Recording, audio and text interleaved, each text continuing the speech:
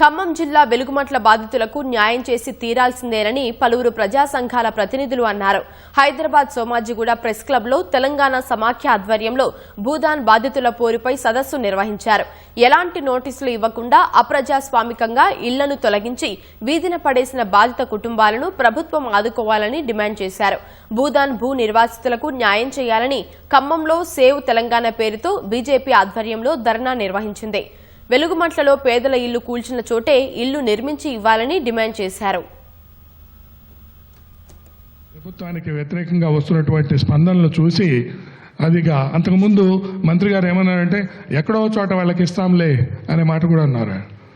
అది కాకుండా అదే స్థలంలో లబ్ధిదారులకు ఇస్తామనే ప్రకటన చేయవలసిన పరిస్థితి వచ్చాక, ఇంత వ్యతిరేకత వచ్చాక వాళ్ళ పరువు కాపాడుకునే భాగంలో భాగంగా కంటి తుడుపుగా కొంతమందికి చేసి చేతులు దులుపుకోవాలనే ఒక ప్రయత్నం జరుగుతూ ఉన్నది. ఇప్పుడు తెలంగాణ రాష్ట్రం అంతా కూడా ఎక్కడ చూసినా కూడా కూలగొట్టడం తప్పితే కూల్చడం తప్పితే కట్టే పరిస్థితి లేదు. వెంటనే వెలుగుమట్టలో కూల్చిన ప్రతి ఇంటికి మళ్ళీ అక్కడ స్థలం ఇచ్చి వాళ్ళకి అక్కడ ఇందిరమ్మ ఇల్లు కట్టాలని చెప్పి భారతీయ జనతా పార్టీని డిమాండ్ చేస్తున్నాం.